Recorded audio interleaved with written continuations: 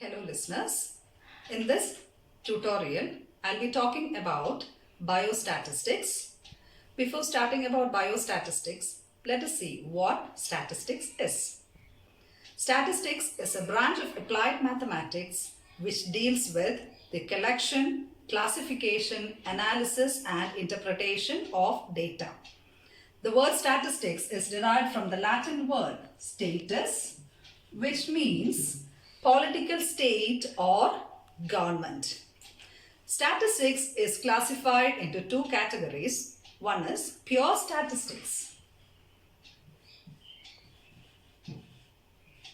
Pure statistics, and two, applied statistics. Pure statistics is the basic statistics, and pure statistics is again divided into four subcategories. Pure statistics is again divided into four subcategories. One is descriptive statistics,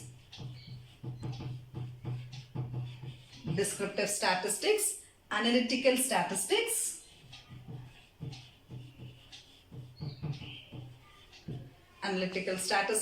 inductive statistics, and inferential statistics.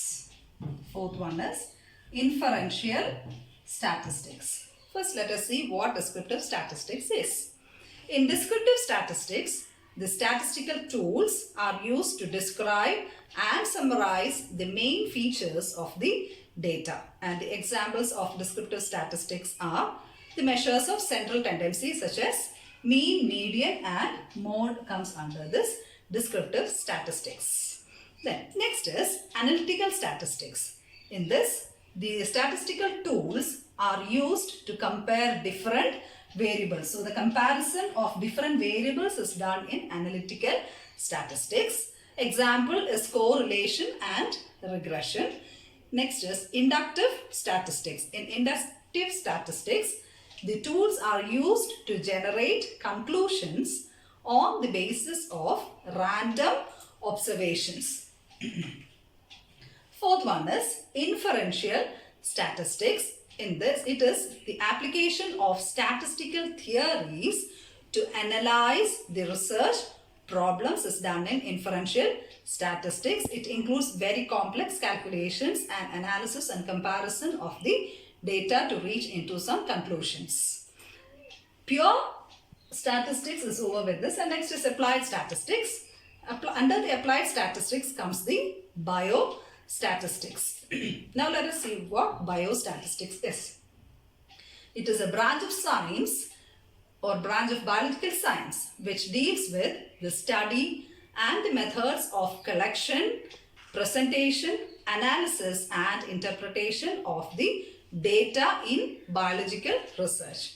Biostatistics is a branch of biological science which deals with the study and methods of collection, presentation, analysis and interpretation of data in biological research. And at times it is also called biometrics, because it includes lot many calculations and measurements. Francis Galton is considered to be the father of biostatistics.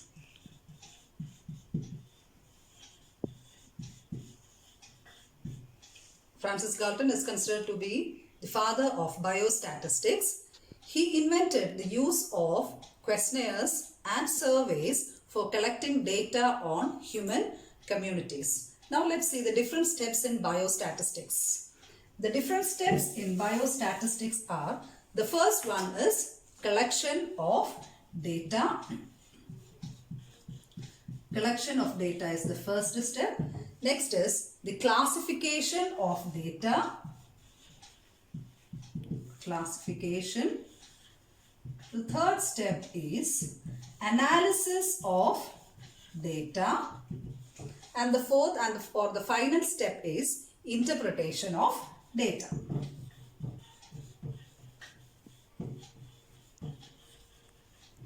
The different steps in biostatistics are: 1. The classification, 1. Collection, 2. Classification, 3. Analysis, and 4. Interpretation of data. Now let's see the importance of statistics in biological science. Biological science, it has various applications like in biological research, in medical and pharmaceutical science, in genetics, in numerical taxonomy, demography, and for monitoring public health and community. Now let's see some of the common terms which is used in biostatistics. First is population.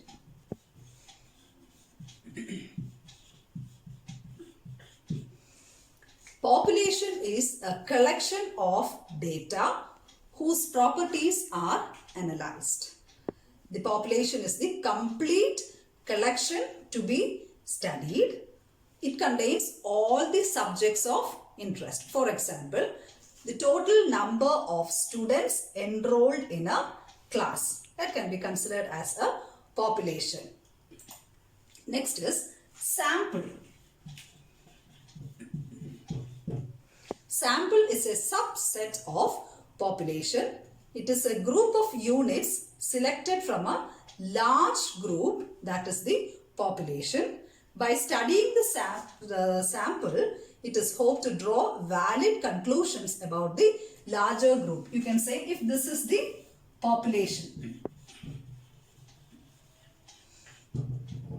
this is the sample, that is sample is a subset of population. The example which we said here is, if population is a group of students who are enrolled in a class, can be considered as a population. If we divide that group of students into different classes such as red house, blue house or green house, they become the sample in that population. That is the difference between population and sample. Next is sample size. Sample size. So, sample size is the number of observations used for calculating estimates of a given population. For example, if we are interviewing 30 random students who have watched a movie and we are asking questions about their star who has acted in that movie, 30 students from among 1000 students would be a sample size, and here 30 is the sample size, and all students in the school will be the population. All the students who watched the movie will be the population, and the 30 students from which we collected the details about the actor who acted in that movie will be the sample or the sample size. Next is variable.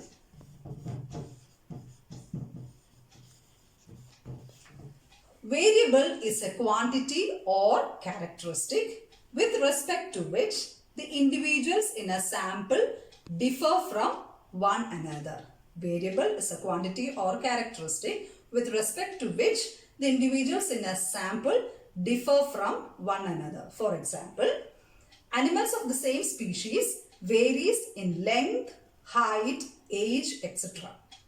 That is the difference that varies. A group is the same animal species, but the height and the weight of the individual species will vary. That is what a variable is.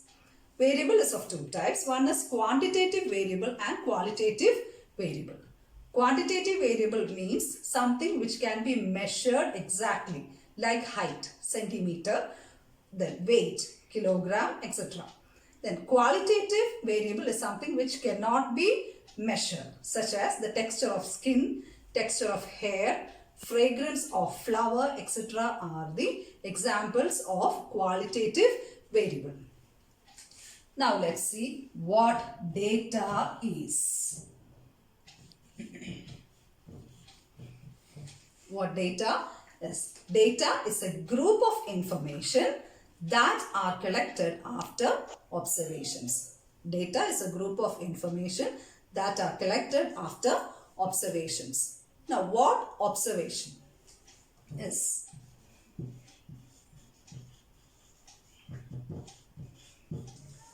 Observation is an event and its measurement. For example, BP and its measurement. That is what an observation is. Now let's see what are the different types of data. As I said, data is a group of information. The classification is of data is of different types. Now first let's see the one type of classification, that is primary data and secondary data. Primary data and 2 secondary data. First is primary data.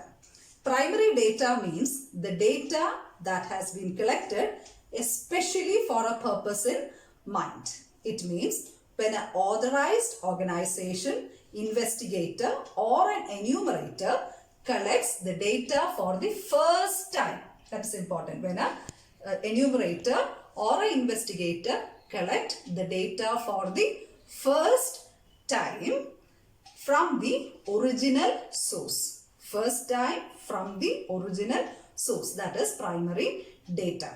And data collected like this is called primary data. So it is the first hand information. Example, using a questionnaire, you are collecting the details of people from a particular area about the menace of mosquitoes in that area. That is a primary data which an investigator collected by himself.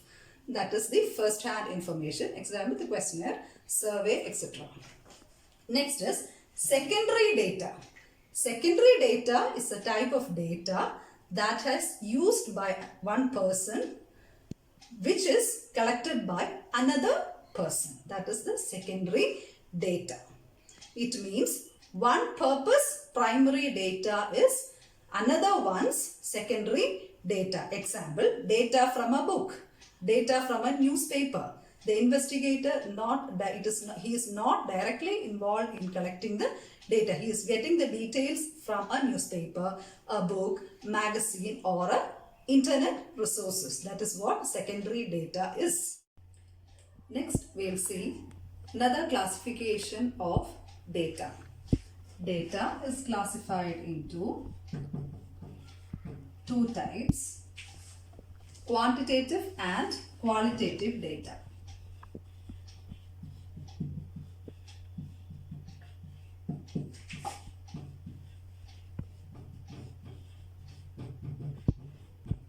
Quantitative and qualitative data. Quantitative data is again divided into two types, continuous and discrete. Continuous and discrete type of data. Qualitative data is divided again into two types, that is nominal and ordinal. Nominal and ordinal. First let's see quantitative, the basic difference between quantitative and qualitative. Quantitative means something which can be quantified like height, weight, etc. Qualitative means something which cannot be measured like color of hair, then texture of a cloth, fragrance of flower, etc. A simple example to differentiate between quantitative and qualitative data is 1 kg of ripened mango. That 1 kg is the quantitative data. Ripened mango, that is the quality, that is qualitative data. Qualitative data are those data which measures the quality or characteristic on each experimental unit. Examples, as I said, hair color, texture of cloth, etc. Then quantitative data is a numerical measurement which is expressed in terms of numbers like height is equal to 5 feet, 2 inch, weight 50 kg, etc. are quantitative data. Quantitative data is of two types, that is continuous and discrete data. Discrete data are those data which are represented in whole numbers. That is, whole number representation is discrete data. That is, you get whole numbers. For example, number of questions is in an exam is 5, or number of cars. The answer is always 1, 2, 3. That is, it's a whole number. That is a discrete data. Always the result data will be whole numbers. Then next is continuous data. Continuous data is always shown in decimal values. For example, height 5 feet 2 inch. Then weight 12.5 kg. Size of your shoe, that is 7.5. That is what is known as continuous data. Then next is qualitative data. Qualitative data is of two types, nominal and ordinal data. First is nominal data. Nominal data is defined as a data that is used for naming or labeling variables without any quantitative value. That is, nominal data is defined as a data that is used for naming or labeling variables without any quantitative variable. Then next is ordinal data. It's a type of categorical data with an order. That is the main difference. That is, ordinal data is in order. Nominal is orderless. This is the main difference between these two. Nominal means it is orderless, and ordinal means the data will be in an order. For example, very hot, hot, cold, very cold and warm. These are all nominal data because it does not have any order. But the same example which I say in terms of this ordinal data, it will be like this. That is, very hot, hot, warm, cold, very cold. That time the data has an order. That is the difference between nominal and ordinal data. Now let's see the presentation of data, which is very important in biostatistics. How we represent the data. There are different types, different manners or ways by which you can represent the data. Data, as we said, it's a facts and statistics collected together for reference or analysis, or it's a group of observation from the group of information which we get from the observations. There are maybe two methods for presenting the data. Data presentation.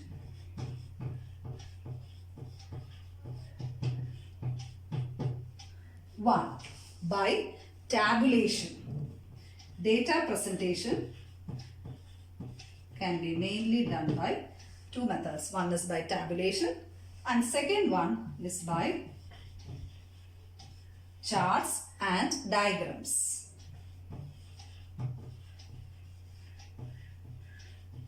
Tabulation, charts and diagrams are the common methods which is used for presenting the data. Let's see what a table is. Tabulation. In tabulation we use tables. Table is a systematic arrangement of statistical data in rows and columns. We all are familiar with tables. Tables will have some rows and columns in which we can systematically arrange our data. That is what a table is. Then the objectives of table are, it's very important because if you have a set of information or data, it will be in a orderless manner. If you have to arrange or for easy, what are the objectives of tabulation is, one, to carry out investigation, another is to do comparison, it is very easy, then to locate any mistakes, omissions and errors in the data, to use space economically. Instead of writing many things in a particular area, if you represent the data in a table form, it will be in an order and ready to refer manner. Then to simplify the data, to use it for future reference. These are objectives of tabulation. And the tables are of different types, simple and complex tables. Tables are of different types, simple and complex. Simple and complex table is again divided into different categories. First we will see what a simple table is. A simple table is also called one-way table. A simple table is also called one-way table. And in this, the data is presented based on only one characteristic. That is important. One-way table means the data is presented based on only one characteristic. We'll see one example of a simple table. For example, the number of students in each department of an institution using the library, or the library use of different students from each departments. The table which we use for that, the simple table, it will be like this. That is, students from which department, then number of users. This is a simple table, and in this it will be students from different departments: science, commerce, computer science, commerce, arts. Number of users can be 25, 16, then it can be 21, like that. This is a simple table. Here only one characteristic is taken for consideration, that is the number of students from each department who are using the library. Then next is double or two-way table. This is a simple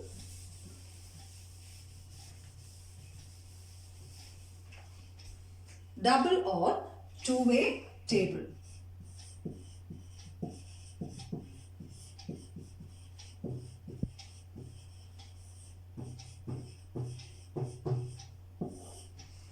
In double or two-way table, the variable under study is further subdivided into different groups.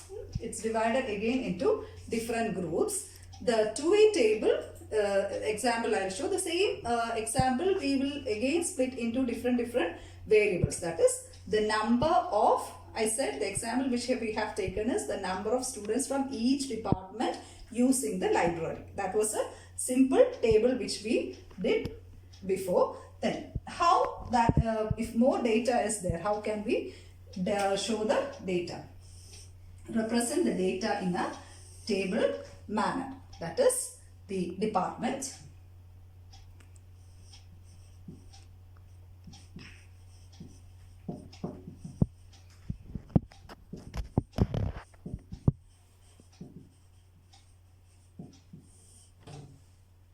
number of students using,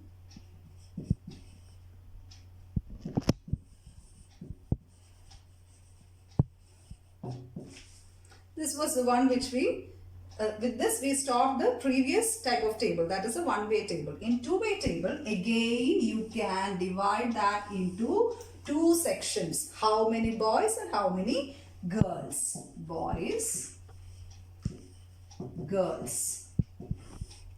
Total. See, different sections you can see. This is a double or two-way table. And here if you can give examples in science, commerce or arts, commerce, arts. Yeah, we can 20, 30, total comes to 50. Then here boys can be 10. Then it can be, if it is girls, if it is 60, it comes to 70. Then here if it is 40 and it is 30, it comes to again 70. This is the two-way type of table or double type. Next is three-way table.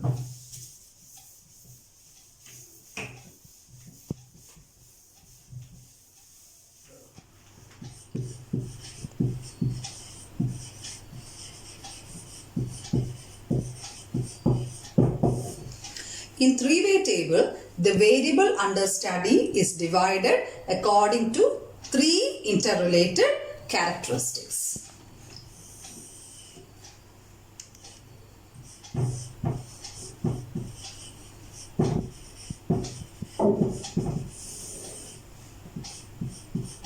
Number of students, total. Students are divided into boys and girls. 1, 2 and the third one. Boys are again divided into Sem 1 students, Sem 1 boys and Sem 2 boys. Girls again Sem 1 girls and Sem 2 girls from each departments like commerce, science and arts. This is a three-way table. Next is frequency distribution table. Frequency is a term which we commonly use in statistics. Frequency distribution table. Frequency simply means how many times an item is repeated. That is what frequency is. For example, if you have a data like 2, 3, 4, 5, 2, 6, 3, 2, 4, 6, 5, 7. Here, if we are taking how frequently 2 is repeated here in this data, just look, 1, 2, 3 times it's repeated. That is what is known as frequency. Now, in frequency distribution table, the data is first split into convenient groups. The data is first split into convenient groups. That is what is known as class interval, and the number of items, that is frequency, which occur in each group is shown in adjacent columns. And the table is like that. Is the rules for constructing the frequency distribution table is the class interval should not be too large. Class interval should always be like 0 to 10, 0 to 20, like that. It should not be like 0 to 1000, 1000 to 2000 or 0 to 10,000. It should not be like that. Always the class interval should not be too large or too small. It should not be too small also. That always depends on the data which we have. But this has to be kept in mind while making a frequency, drawing a frequency distribution table. And the number of classes should formed more than 8 and less than 15. Number of classes should be more than 8 and it should be also less than 50. Then only an observer or a person who uses that table can easily understand what is shown in that table. The class interval should be equal and uniform. That is 0 to 10, 10 to 20, 20 to 30. That is uniformity. It should be uniform and equal in length. Then after construction of the table, proper and clear heading should be given to the table. Heading is very important for a table. Then I will show a small example of a frequency distribution table. For example, the data we have is age distribution of polio patients in a particular area. That is age distribution, if it is age distribution of polio persons in a particular area. Age 0 to 4, 5 to 9, then 10 to 14, 15 to 19, etc. Then the number of patients.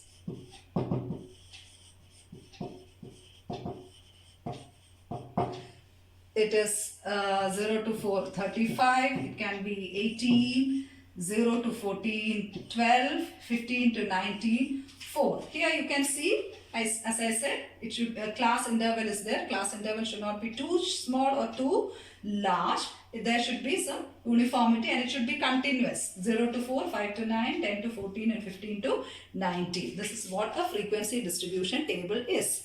Now next we will see data representation with the help of charts and diagrams. How can we represent the data with the help of charts and diagrams?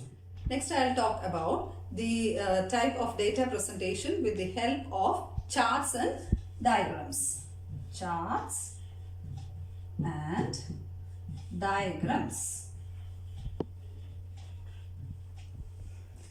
Charts and diagrams are usually used to represent the data for observer. It simplifies the data in representation and it enhances the comprehension of the data. And the advantages are they simplify the complexity of data, they facilitate visual comparison of data, then they arouse interest in a reader. So like a colorful graph, etc. are examples of these charts and diagrams. They save time and labor. They draw some conclusions directly or indirectly. That is the use of chart and diagram is.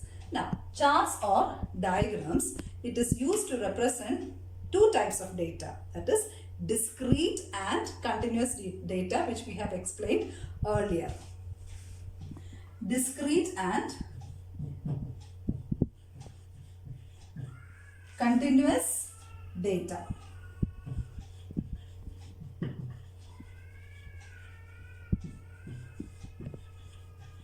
Discrete data and continuous data. For representing the discrete data, we use bar charts,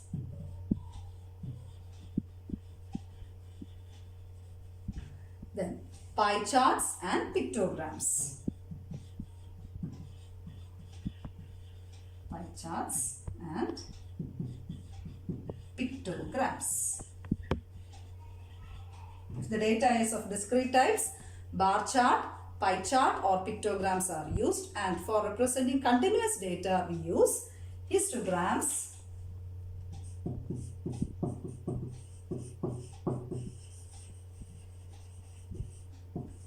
then line curves or line charts,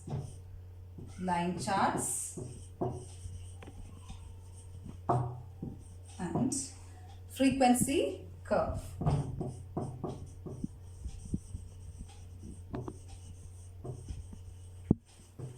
So, with the help of charts and diagrams, for discrete data we use bar charts, pie charts and pictograms. For continuous data we can use histograms, line charts and frequency curves. First is bar chart. In this session we will be discussing only about how a bar chart looks like and how easy it is, and all. Only in the coming sessions we will be discussing how to draw a bar chart, how to draw a histogram, etc. First is bar chart.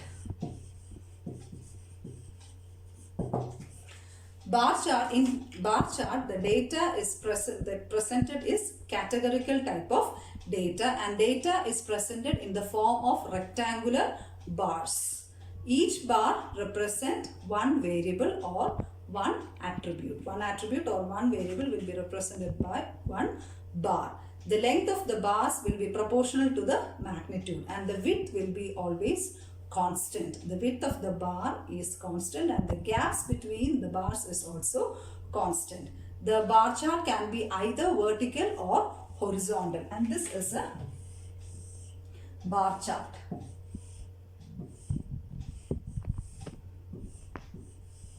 It can be vertical or it can be horizontal, like this.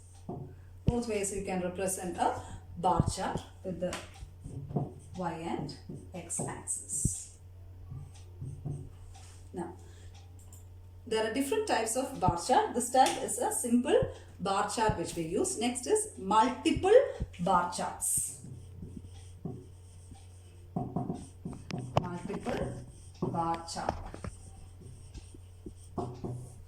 Multiple bar chart is also called compound bar charts. It's not simple, it is called compound bar charts, and here one attribute will be divided into two sections. That is, one sub attribute of the variable can be expressed here.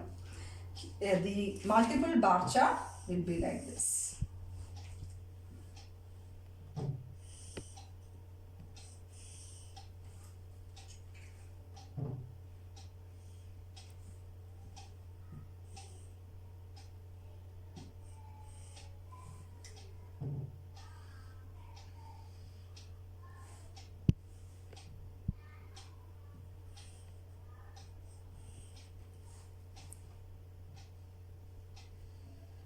This is multiple or compound bar charts. Next is component bar chart. Component bar chart are the charts in which many categories on the x-axis, more than 5. It can be more than 5, and they have further subcategories. More subcategories will be there for on the y-axis. That is subcategories to accommodate the categories, and it's divided into different parts. Then next is component bar chart. Component bar chart is a type of bar chart in which the bars is represented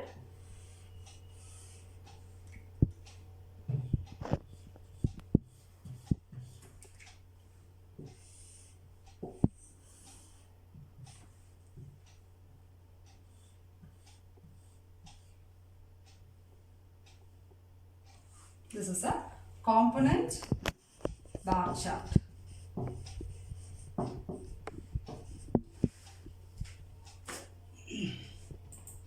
Now, next we'll see what a histogram is. These are bar charts.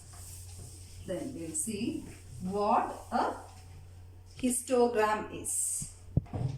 Histogram is used to represent continuous data. The data should be continuous. It is used to present the variables which have no gaps. Example, age, weight, height, blood pressure, blood sugar. The data will be continuous. It won't be whole numbers. It is continuous. It consists of a series of blocks.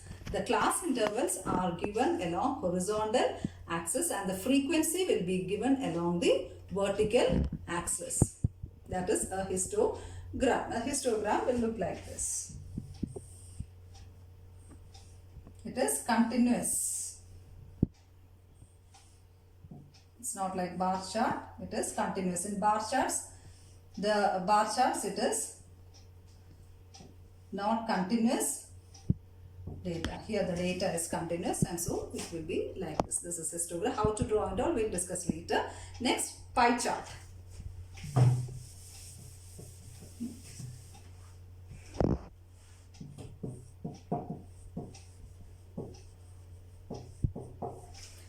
Pie chart is a common way of presenting data, and the value of each category is divided by the total values, and then it is multiplied by 360, and then each category is allotted space in allotted angle to present in proportion inside a circle. Then it is often necessary to indicate percentages in the segment, usually in pie charts. And pie charts, the common, for example, if you are drawing a pie chart for the represent the number of developed and developing countries, it can be like this, and here you can give one color and the remaining space another color. With the angle we draw this, divide the circle into different areas, and this is a very common type of representation of data, and it is very easy to understand the data. The difference between developed here, this is developing countries and this is developed countries. Easily we can see the difference between these two. Then next is pictogram. Pictogram is having its broad application for application in a layman's view. Pictogram.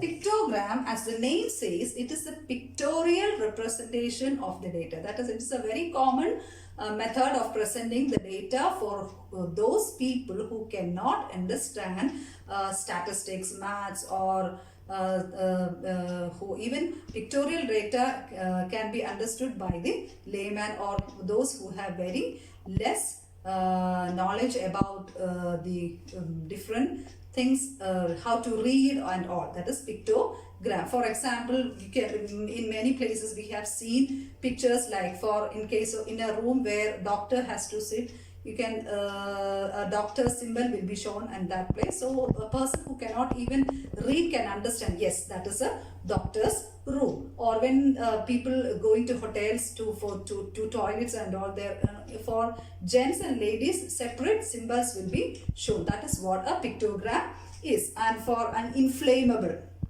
over some things which we buy will be shown, that any person can understand that substance in that can is inflammable. That is what a pictogram is. Then next we'll see line charts.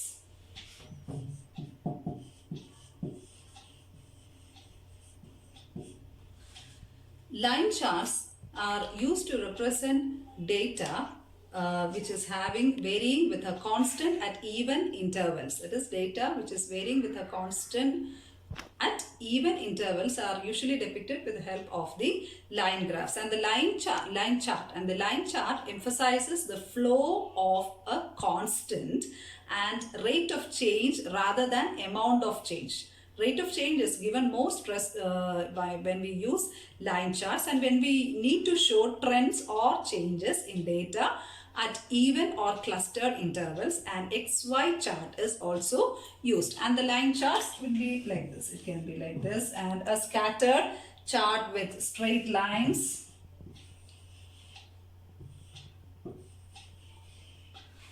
These are examples. This is how a line chart look like.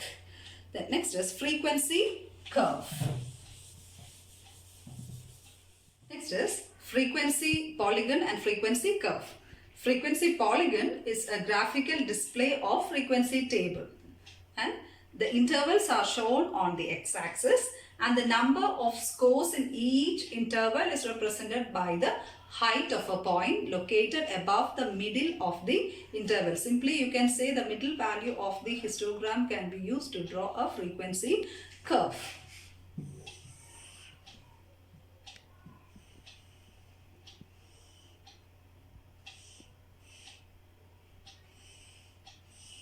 This is a frequency polygon, and this is a frequency curve.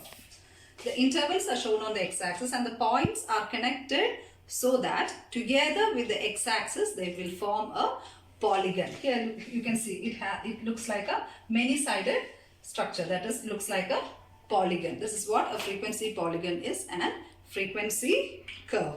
With this we come to the end of the tutorial, in which we learned about the different terms which we commonly use in biostatistics: data, types of data, representation of data, tabulation of data, etc.